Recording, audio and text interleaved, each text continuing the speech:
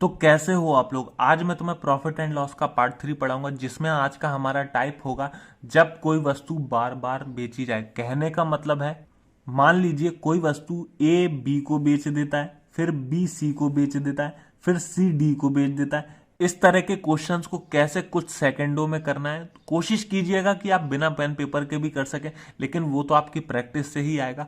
अब ये वाले क्वेश्चंस एनटीपीसी और ग्रुप डी में बहुत पूछे गए थे, तो पेपर में आपको टाइम ना लगे, इससे बचने के लिए मैं आपके लिए बेस्ट सॉल्यूशन लाया हूं। लास्ट में 2 क्वेश्चन मैं आपसे पूछूंगा, जिसका जवाब आपको कमेंट में देना है। तो आइए शुरू करते हैं। पहला क्वेश्चन, ए ने एक घड़ी बी को 20% के लाभ पर बेची एवं बी ने उसे 10% हानि पर सी को बेच दी। यदि सी ने वह घड़ी 216 रुपए में खरीदी हो तो ए ने वह घड़ी कितने रुपए में खरीदी थी। देखो क्वेश्चन में घड़ी को बार बार बेचा जा रहा है। ए ने बी को बेच दी, फिर बी ने सी को बेच दी, और लास्ट में क्या हुआ, सी ने वह घड़ी 216 रुपए में खरीद ली।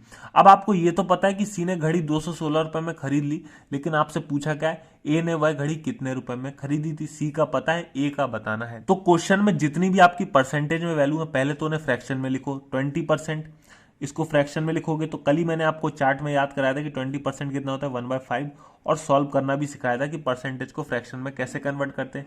तो ये हो गया 20% का 1/5, और बी ने उसे 10% हानि पर सी को बेच दी, तो 10% का फ्रैक्शन में क्या हो गया, 1/10।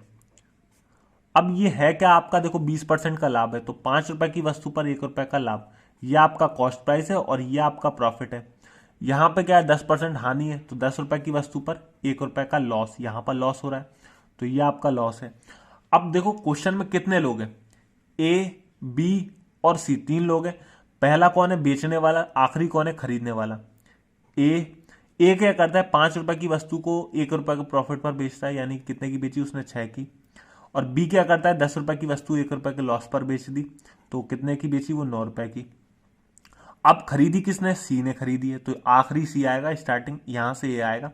करना क्या है, दोनों को मल्टीप्लाई कर लो, बात को समझना, दोनों को मल्टीप्लाई कर लो, तो ये हो जाएगा आपका 5 10 जा 50 और 6 9 जा 54। 5 10 जा 50, 6 9 जा 54। तो आप चाहे तो इसे काटना चाहो काट सकते हो, ऐसे नहीं, सिंप्लीफाई करना चाहो दोनों को कर लो, जो भी इक्वल नंबर से काट सकते हो, कॉमन नंबर से। जैसे कि 2 से इसे 25 बार काट लिया, 2 से 27 बार काट लिया, तो काट लो। लेकिन मुझे 50 ईजी लग रहा है तो मैं नहीं काट रहा हूं। अब यहां पर देखो, जो 50 आया है ये ए का क्रय मूल्य है, और यहां पर जो 54 आया ये सी का क्रय मूल्य है, यानी कि ए ने 50 रुपए की वस्तु खरीदी, सी ने 54 रुपए की वस्तु खरीदी। बट क्वेश्चन के अकॉर्डिंग बोला है सी ने वह घड़ी 216 रुपए में खरीदी। 54 नहीं है, वो कितना है, 216 है। कितना है, 216। तो 54 की वैल्यू 216, यानी कि ये कितने गुना है, आप कहेंगे 4 गुना है। कितने गुना, 4 गुना। तो इसे भी 4 से मल्टीप्लाई कर दो, तो 54 जा 200, यानी कि 200 रुपए की ए ने वस्तु खरीदी थी। हमसे यही तो पूछा, ए ने वह घड़ी कितने रुपए में खरीदी, ए ने 200 रुपए में खरीदी, आपने टिक कर दिया। सेकंड क्वेश्चन, ए एक साइकिल को 12.5% के लाभ पर बेचता है, फिर बी उसे 7.69% के लाभ पर बेच देता है। दोनों ही लोग साइकिल को प्रॉफिट पर बेच रहे हैं, ए 12.5% के और बी 7.69% के प्रॉफिट पर। यदि सी अपनी ओर से 5,670 रुपए का भुगतान करता है। कहने का मतलब है, जो सी ने साइकिल खरीदी वो 5,670 रुपए की खरीदी और उसका पेमेंट कर दिया। भुगतान का मतलब पेमेंट करना। तो ए के लिए साइकिल का लागत मूल्य क्या होगा, लागत मूल्य का मतलब क्रय मूल्य, यानी कि कॉस्ट प्राइस। ए ने साइकिल को कितने रुपए में खरीदा होगा। अब देखो यहां पर जो परसेंट में वैल्यू दी है, पहले तो उन्हें फ्रैक्शन में लिखो। 12.5%, आपको चार्ट में पता है कि 12.5% कितना होता है, 1/8, और ये क्या है, 7.69%। अब 7.69% याद करो, मैंने आपको क्या बताया होगा चार्ट में, 1/13। याद तो होगा नहीं, लेकिन फिर भी मैं बता देता हूं। देखो चार्ट याद करना बहुत जरूरी था, जो परसेंट वैल्यू और फ्रैक्शन वैल्यू आपके सामने लिखी हुई है। अगर आपको ये याद नहीं है तो बहुत ज्यादा क्वेश्चन टफ हो सकते हैं। अगर मैं आपसे कहता कि 7.69% को नॉर्मल तरीके से सॉल्व करो तो शायद बहुत ज्यादा टाइम लगता, फिर क्वेश्चन करने का मन भी नहीं करता, इसलिए आपको इन्हें याद करना जरूरी है। अब 8 रुपए की वस्तु पर 1 रुपए का प्रॉफिट, 13 रुपए की वस्तु पर 1 रुपए का प्रॉफिट, क्यों, दोनों को लाभ हो रहा है। ये भी लाभ पर बेचता है और ये भी लाभ पर बेचता है, बी। तो कितने लोग हैं यहाँ पर, 3 लोग हैं, ए बी और सी। ए बेचता है, सी खरीदता है। ए बेचता है, सी खरीदता है। अब 8 रुपए की वस्तु 1 रुपए का प्रॉफिट पर बेचा तो उसने 9 रुपए की बेची। फिर क्या हुआ, बी 13 रुपए की वस्तु 1 रुपए का प्रॉफिट पर बेचता है, यानी कि वो कितने की बेची, उसने 13 की वस्तु 14 की बेची। तो ये सी का खरीदने का है और ये ए के बेचने का। करना क्या है, दोनों को मल्टीप्लाई करना है। अब देखो आप लास्ट में क्या करते हो, दोनों को मल्टीप्लाई करते हो, करोगे मल्टीप्लाई, फिर उसको सिंप्लीफाई करोगे। इससे अच्छा आप देख लो यहाँ कट रहा है, 8 जो है वो 2 से 4 बार कटेगा और जो 14 है 2 से 7 बार कटेगा। अब आप मल्टीप्लाई करो, 13 4 जा 52, 9 7 जा 63। होता क्या कि मान लो किसी को 14 का टेबल नहीं आता तो 14 इंटू 9 करेगा तो पहले आपको टाइम लगेगा, और छोटे छोटे नंबर के मल्टीप्लाई करना भी आसान होते हैं, इसलिए जितना आप काट सकते हो उसको काट लो, ज़्यादा आसान है। अब जो सी है वो 63 रुपीज़ की कोई वस्तु खरीदता है, ए 52 रुपीज़ की कोई वस्तु खरीदता है, लेकिन क्वेश्चन के अकॉर्डिंग सी ने जो वस्तु खरीदी, साइकिल खरीदी, वो 5,670 रुपए की खरीदी है। तो 63 की वैल्यू दी है 5,670। अब देखो कि 63 के टेबल में 5,670 कितने टाइम्स आएगा, तो लास्ट डिजिट देखो और इसका भी लास्ट डिजिट देखो, 3 और 7। तो 3 के टेबल में 7 कब आता है, 3 9 जा 27। कहीं ना कहीं ये 9 टाइम्स कोशिश करना चाहिए, मल्टीप्लाई करके देख लेना। 3 के टेबल में ये 9 टाइम्स जरूर आएगा, तो हम पूरा मल्टीप्लाई करके देखेंगे। 6 9 जा 54, बचा कितना 2, तो 3 9 जा 27, यानी कि ये 9 टाइम्स आ रहा है, 0 का 0 यानी कि 90 गुना हो रहा है। तो हमें बताना किसका, ए का लागत मूल्य। ए का लागत मूल्य कितना है, कॉस्ट प्राइस जो है 52, तो इसमें भी हम 90 का मल्टीप्लाई कर देंगे। तो 52 इंटू 9 करो, तो 9 इंटू 2 करेंगे तो ये होगा 8। तो 8 किस ऑप्शन में दिख रहा है, इधर भी नहीं है, इधर है, इधर भी नहीं है, इधर भी नहीं है, सिर्फ बी ऑप्शन में टिक कर दो। 0 का 0 अपनी अपनी जगह लगा देना। तो पूरा मल्टीप्लाई करना, कर लो, 9 2 18, 1 कैरी आ गया, 9 5 45 प्लस 1 46, तो 4680 ये आंसर हो गया। अब कुछ लोगों को प्रॉब्लम हो रही होगी, सर मुझे तो 63 का टेबल आता ही नहीं है, तो मुझे भी तो नहीं आता 63 का टेबल, तो आपको जरूरी थोड़ी ना कि आपको भी आएगा। तो कैलकुलेशन को आपको आसान करना है कि आप कैसे कर सकते हो। अब देखो 63 की वैल्यू कितनी दी है, 5,670। मान लो कि आपको नहीं पता चल रहा कि ये कितने गुना है, तो आप क्या करोगे, 5,670 को 63 से डिवाइड दे दो, तो डिवाइड देने में भी आसान है, कोई दिक्कत नहीं। अब देखो 63 का टेबल तो आता नहीं, तो छोटे छोटे नंबर से देखो, ये 9 से कट जाएगा, 9 7 जा 63, ये भी 9 से कट जाएगा, 9 6 जा 54, बचा कितना 2, तो 9 3 जा 27, 0 का 0।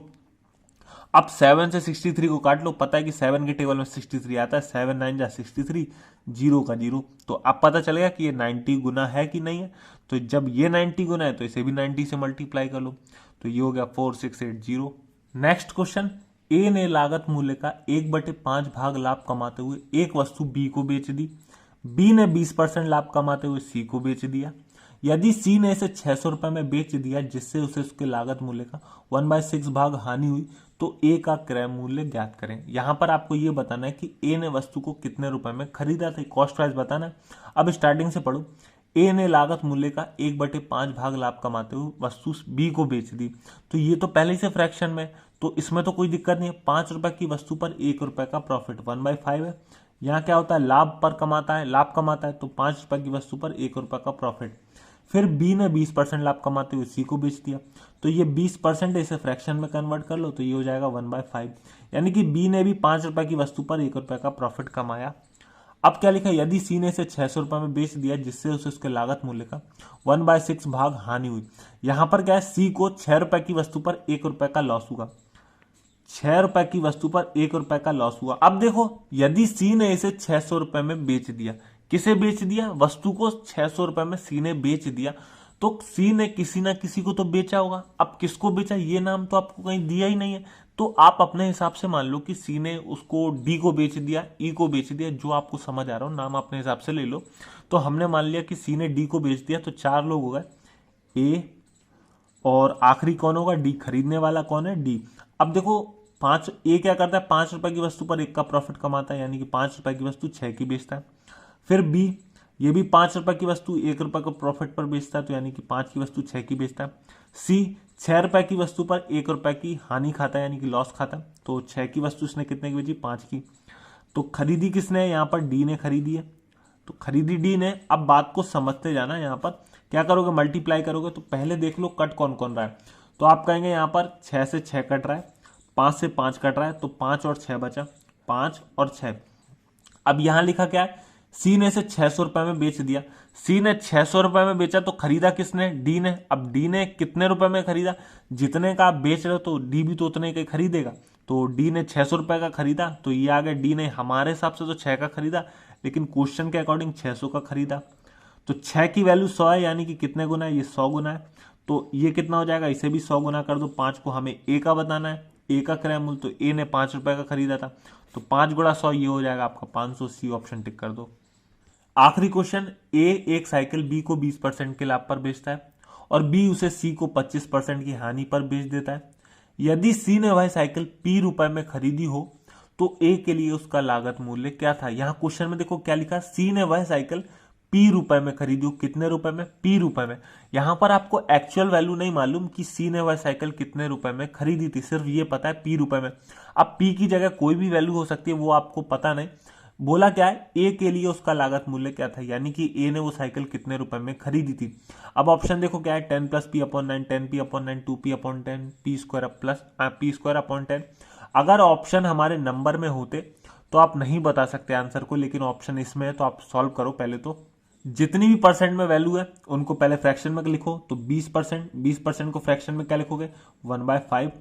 दूसरी क्या है 25%, तो 25% को फ्रैक्शन में क्या लिखोगे, 1/4। अब कितने लोग हैं, 3 लोग हैं, ए बी और सी।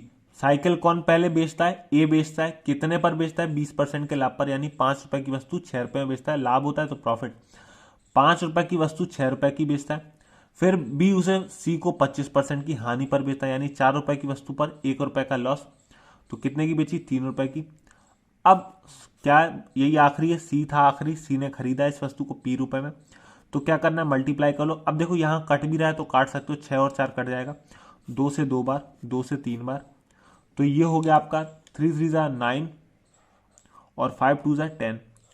तो सी ने कितने रुपए में खरीदी, हमारे हिसाब से 9 रुपए में, लेकिन क्वेश्चन के अकॉर्डिंग कितने रुपए में खरीदी, सी ने पी रुपए में खरीदी। तो 9 की वैल्यू जो है वो पी है। अब आपको किसकी बताना है, 10 की बताना है, यानी कि ए ने कितने रुपए में खरीदी थी, ए ने 10 रुपए में खरीदी। 9 की वैल्यू पी है, 10 की बताना है। तो मैंने आपको क्या तरीका बताया, जिसकी वैल्यू निकालना है उसे ऊपर मल्टीप्लाई कर दो और जिसकी दी हो उसे नीचे मल्टीप्लाई कर दो। तो यानी कि हमें 10 की निकालना है तो ऊपर मल्टीप्लाई करेंगे और 9 की दी है तो नीचे मल्टीप्लाई करेंगे। तो ये देखो 10 इंटू पी, क्योंकि 10 का ऊपर मल्टीप्लाई हो रहा है तो 10 इंटू पी, और 9 को नीचे ले जाएंगे तो 9 आ जाएगा। अब 10 इंटू पी क्या होगा आपका, 10p होगा अपॉन 9। यही बी ऑप्शन टिक कर दो। अब ये 2 क्वेश्चंस आपके लिए हैं और इन क्वेश्चंस को आपको सॉल्व करना है और इसका आंसर नीचे कमेंट में सेंड करना है। देखते हैं कितने लोग क्वेश्चंस को सॉल्व करते हैं। सभी देखो कोशिश नहीं करते। मैं अभी तक इतनी वीडियो ले चुका हूं तो मैंने कल तो पूछा भी नहीं था। क्यों नहीं पूछा था, क्योंकि कोई जवाब ही नहीं देता ज्यादा लोग। मान लीजिए 2000 लोग अगर वीडियो देखते हैं तो उसमें से सिर्फ गिने चुने 20 से 25 लोग ही जवाब देते हैं। कोशिश कीजिए कि ज्यादा से ज्यादा लोग जवाब दें। ये सिर्फ क्वेश्चन आपकी प्रैक्टिस के लिए, और नहीं पूछना है तो आप मना कर दीजिए, सर मत पूछिए क्वेश्चन, हमें क्या करना है इन क्वेश्चन से, तो मैं नहीं पूछूंगा, कोई बात नहीं। लेकिन कोशिश कीजिएगा ज्यादा से ज्यादा लोग इन क्वेश्चन को सॉल्व करें। और वीडियो कैसी लगी कमेंट में जरूर बताना। अच्छी लगी हो तो वीडियो को लाइक कर दीजिए। Thank you.